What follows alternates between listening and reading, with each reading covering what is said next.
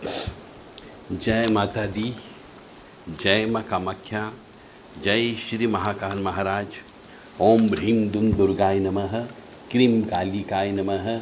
ओम मृत्युंजय महादेव मां शरणागतम जन्म मृत्यु जरा व्याधि पीड़ितम कर्म बंधन। जैसा कि आप सभी जानते हैं, जो मनुष्य साधना करता है उस मनुष्य की काम वासना भी बढ़ती है, चाहे स्त्री हो या पुरुष हो। क्योंकि जैसे जैसे हम साधना करते हैं, मंत्र का जाप करते हैं, हवन करते हैं, तो हमारे शरीर में गर्मी उत्पन्न होती है। जब हम साधना करते हैं तो हमारे शरीर से एक ऊर्जा उत्पन्न होती है, कॉस्मिक ऊर्जा कह लीजिए, एक आध्यात्मिक ऊर्जा कह लीजिए। इस ऊर्जा को हर कोई व्यक्ति संभाल नहीं पाता है। तो कई बार स्त्री पुरुषों के शरीर में काम वासना बढ़ने से मनुष्य का स्वतः स्खलित हो जाता है। तो कई बार उसमें एक आत्मग्लानि उत्पन्न हो जाती है। जैसे कि हम यह जानते हैं कि जब भी कोई हम मंत्र जाप करने का संकल्प लेते हैं, हवन करने का संकल्प लेते हैं, साधना करने का संकल्प लेते हैं, तो वह शक्ति भी हमारी परीक्षा लेती है। और उस परीक्षा में हर कोई मनुष्य सफल नहीं हो पाता है। मनुष्य का जब वो साधना करता है, जप करता है, स्पेशल कोई उद्देश्य लेकर के ये काम करता है, या यह कह लीजिए कि वो साधारण तौर से रोज़ाना अपनी इच्छा के अनुसार 2-3 घंटे जप करता हो, तो ऐसा जप करते करते जब उसकी फ्रीक्वेंसी ब्रह्मांड में बैठी हुई शक्ति से मैच होती है, तो उस कंडीशन में वह शक्ति परीक्षा लेना प्रारंभ कर देती है। और जब परीक्षा लेती है तो सबसे पहले वह सुंदर पुरुष और सुंदर स्त्रियों को भेजती है। क्योंकि बीच में हम किसी बड़ी शक्ति से मिल रहे हैं, यदि बड़ी शक्ति की साधना कर रहे हैं, तो हमें पहले बहुत से खिलौने वो प्रदान करती है, छोटी मोटी सिद्धियां दे देती है। कभी स्वप्न में कुछ दिखा देती है, कभी स्वप्न में ब्रह्मांड में लेकर के भी जाती है, कभी स्वप्न में उड़ाती भी है। तो जब हम साधना करते हैं तो हमारी आध्यात्मिक ऊर्जा बढ़ती है, हमारे पिछले जन्म के पापों का नाश भी होता है। और जब पापों का नाश होता है तो मनुष्य को सुख मिलता है। इसलिए साधना करना चाहिए, मनुष्य को संकल्प लेकर के जप भी करना चाहिए, संकल्प लेकर के हवन पूजन भी करना चाहिए। बहुत से लोग नवरात्रि में 9 दिन जो है ब्रह्मचर्य व्रत का पालन करते हैं, और कुछ मनुष्य मांस शराब का सेवन नहीं करते हैं, लहसुन प्याज का सेवन नहीं करते हैं, कुछ लोग नंगे पैर रहते हैं, कुछ लोग उपवास रखते हैं। तो सबकी साधना करने का अलग अलग तरीका होता है।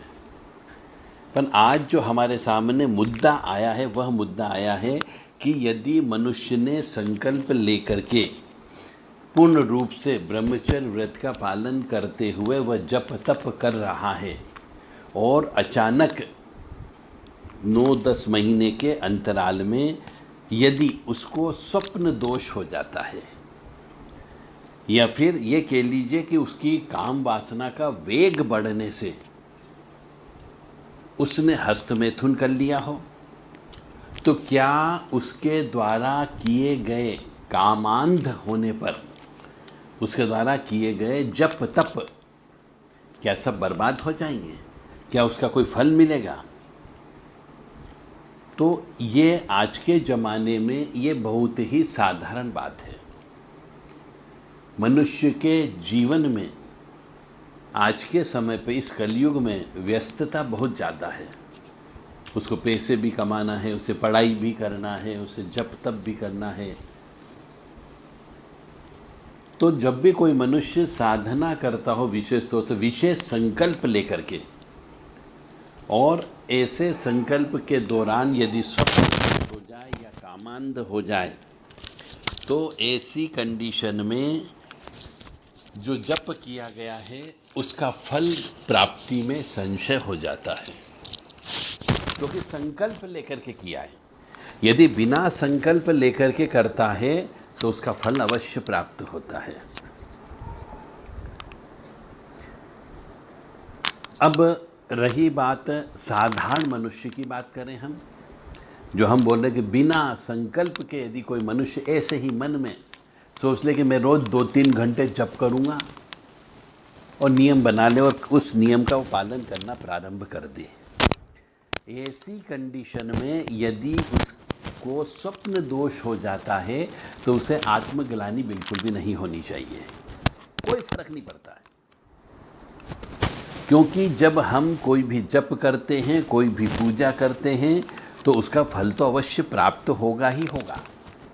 क्योंकि ऐसा कहा जाता है, शास्त्र भी बोलते हैं, बड़े ऋषि मुनि भी बता के गए हैं कि जब हम खेत बोते हैं, यानी कर्मों की खेती कर रहे हैं, तो उस कर्मों की खेती में हम बीज चाहे उल्टा डालें, चाहे सीधा डालें, चाहे टेढ़ा डालें, चाहे आड़ा डालें, मतलब जब हम कर्मों की खेती में उल्टा सीधा टेढ़ा आड़ा कोई सा भी बीज डालेंगे तो एक समय के बाद में पौधा अवश्य बनता है, और पौधा जब बड़ा हो जाता है तो उसमें से फल अवश्य निकलते हैं। तो इसी प्रकार से हम यदि जप तप कर रहे हैं, चाहे हमने उल्टा सीधा जप किया हो, चाहे टेढ़ा आड़ा जप किया हो, चाहे नियम से किया हो, चाहे बिना नियम से किया हो, तो भी उसका फल अवश्य प्राप्त होगा। ये कर्मों की खेती है, इसीलिए जो भी जप किया जाए उसका फल अवश्य प्राप्त होता है, जो हवन करते हैं उसका फल अवश्य प्राप्त होता है। इसमें बिल्कुल भी कहीं से कहीं तक भी सोचने वाली बात नहीं है। और यदि स्वप्न दोष हो जाता है ऐसे मनुष्य को, तो उसमें कोई आत्मग्लानि नहीं होनी चाहिए, क्योंकि यह बिल्कुल भी गलत नहीं है। मनुष्य को केवल अपने नियम पर चलते रहना चाहिए, किसी की आत्मा को नहीं दुखाना चाहिए और किसी की बद्दुआ नहीं लेना चाहिए। अब आगे हम बहुत गहराई में जा रहे हैं इस बात को कि बाल ब्रह्मचारी कौन होता है, ब्रह्मचारी कौन होता है, उसकी भी हम आपको परीक्षा बताएंगे। तो यदि हम कोई साधना करते हैं और साधना करने के दौरान यदि हम विवाहित हैं और हमारे साथ में पत्नी भी रहती है, तो उसे उस साधना काल में यदि हम केवल एक पत्नी के साथ में सहवास करते हैं तो उससे साधना भंग नहीं होती, उसे ब्रह्मचर्य का पालन कहते हैं। क्योंकि जब हम किसी को विवाह करके लेकर के आते हैं और हमें इस संसार को चलाने के लिए बच्चे उत्पन्न भी करना अनिवार्य होता है, तो यदि हम पत्नी व्रता रह करके यदि कोई साधना करते हैं, किसी अन्य स्त्री से हमारे कोई संबंध नहीं है, तो साधना भंग नहीं होती है। परंतु एक बात और यहाँ पर है कि यदि मनुष्य जब साधना करता है और उसकी काम वासना का वेग बढ़ जाता है और विवाहित नहीं है और स्वप्न दोष हो गया, तो भी कोई आत्मग्लानि की आवश्यकता नहीं, क्योंकि यह एक प्रकृतिदत्त चीज़ है। जैसे हम पानी पीते हैं तो पेशाब करेंगे ही करेंगे, यदि हम खाना खाते हैं तो शौचालय हमें जाना ही जाना पड़ेगा। इसी प्रकार से यदि हम कोई भी अन्न भोजन ग्रहण करते हैं, यदि हम कोई गरिष्ठ भोजन करते हैं, यदि हम कोई खीर वगैरह खाते पीते हैं, तो उससे तो शारीरिक रूप से शुक्राणु तो बनेंगे ही बनेंगे। ये प्राकृतिक दत्त चीज़ है। क्या आप पेशाब को रोक पाए हो? क्या आप शौचालय को रोक पाए हो? नहीं रोक सकते शौच को भी। इसी प्रकार से जब हम कोई भोजन वगैरह करेंगे, क्योंकि ये शरीर है, शरीर की मशीन में हमें कुछ न कुछ तो डालना होगा, तो जब हम इस प्रकार का कोई भोजन करते हैं तो उससे शुक्राणु बनते ही बनते हैं। अब उन शुक्राणुओं को यदि हमने बाहर नहीं निकाला और कामाग्नि आपकी बढ़ गई जवानी होने की वजह से, तो उसमें किसी प्रकार का कोई भी दोष नहीं लगता। तो ऐसे सभी साधक लोगों से हमारा विनम्र निवेदन है कि वह ईश्वर के कार्य में लगे रहें, अपनी साधना को बढ़ाते रहें, जप करते रहें, हवन अवश्य करते रहें, क्योंकि ऐसा कहा जाता है कि जितना हम जप करते हैं उसका दशांश हवन करना अनिवार्य होता है। कुछ ब्राह्मण लोग हवन की अग्नि से तपने के लिए, डरने के लिए वो यजमान को ये बोल देते हैं या किसी को बोल देते हैं कि साहब जितना जप किया उसका दशांश और हवन कर लिया जाए। दशांश और जप कर लिया जाए, हवन नहीं। जप कर लेते हैं तो बोले हवन के बराबर ही पुण्य प्राप्त होता। ऐसा बिल्कुल भी नहीं होता है, क्योंकि जब हम किसी शक्ति का आह्वान करते हैं, बुलाते हैं, बार बार जप करते हैं और उसका प्रभाव हमारे ऊपर होने लगता है, तो उस शक्ति को भोजन की आवश्यकता होती, बलि की आवश्यकता होती है। और जब हम हवन करते हैं तो हवन के माध्यम से काले तिल, जो कमलगट्टे या और कोई सामान हम ऐसा डालते हैं जिससे बलि स्वरूप उनको वह चीज़ प्राप्त हो जाती है। यानी अग्नि के माध्यम से देवी देवता भोजन लेते हैं, केवल जप करने से उनको भोजन नहीं मिल जाएगा। तो ऐसी गलती बिल्कुल भी न करें, अन्यथा आपकी नवरात्रि समाप्त खराब हो सकती है और कोई फल प्राप्त नहीं होगा। तो नवरात्रि में जितना भी आप जप करें, नवान मंत्र का, कुंजिका स्तोत्र का, या फिर दुर्गा अष्टोत्तर शतनाम का, या दुर्गा जी के 32 नाम का, या किसी भी देवी देवता का जिसका आप करते रहे हैं, तो हवन अवश्य आपको करना ही करना है। बिना हवन किए आपकी जो जप करते हैं उसका फल प्राप्त नहीं होता है, शक्ति प्राप्त आपको नहीं होगी। तो मनुष्य की प्रक्रिया है, यदि आप जवान हैं और साधना कर रहे हैं तो एक ये मानवीय प्रक्रिया है कि जब आपका शुक्राणु उत्पन्न होंगे और आपने नहीं निकाला है तो उनको बहुत से कुछ यौगिक क्रिया के माध्यम से आप समाप्त कर सकते हैं।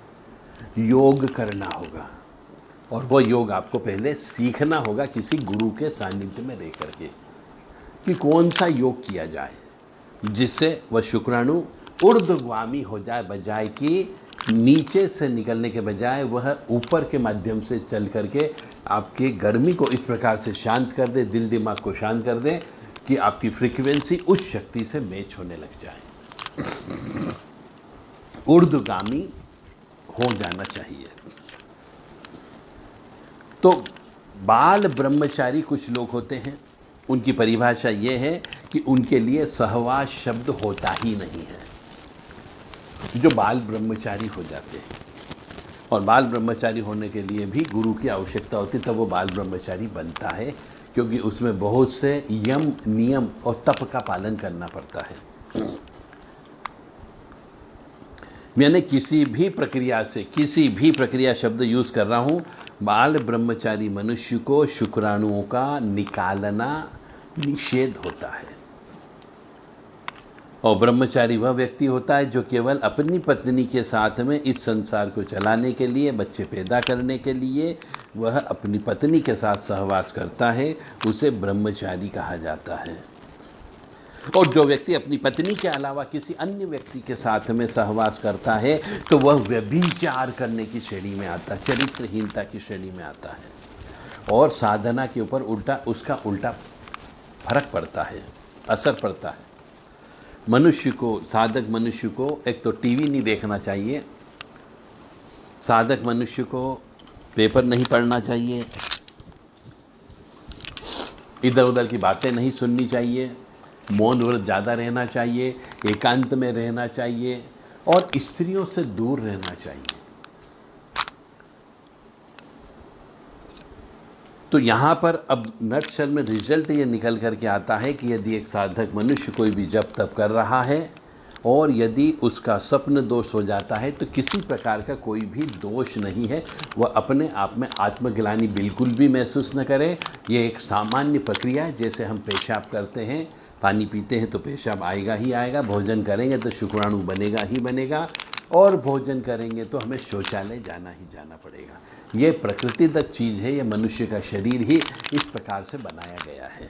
और इसी प्रकार से सभी आत्मा, जितने भी जानवर कह लीजिए, पशु कह लीजिए, पक्षी कह लीजिए, सबके साथ में यही प्रक्रिया चालू होती है, क्योंकि ये मशीन भगवान ने जो बनाई है ये सब के लिए एक जैसी बनाई है। सभी का शुक्राणु उत्पन्न होते हैं और सभी अब जो नॉर्मल प्रक्रिया होती है कि सृष्टि को चलाने के लिए, बच्चे पैदा करने के लिए सहवास करते हैं।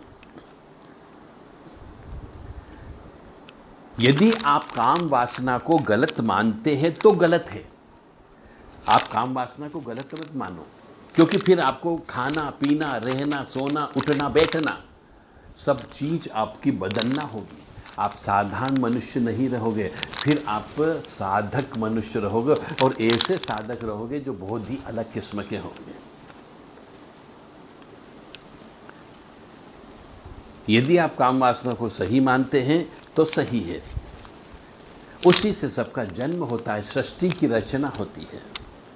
हाँ, इतना जरूर है कि कोई भी स्त्री या पत्नी जबरदस्ती नहीं करना चाहिए।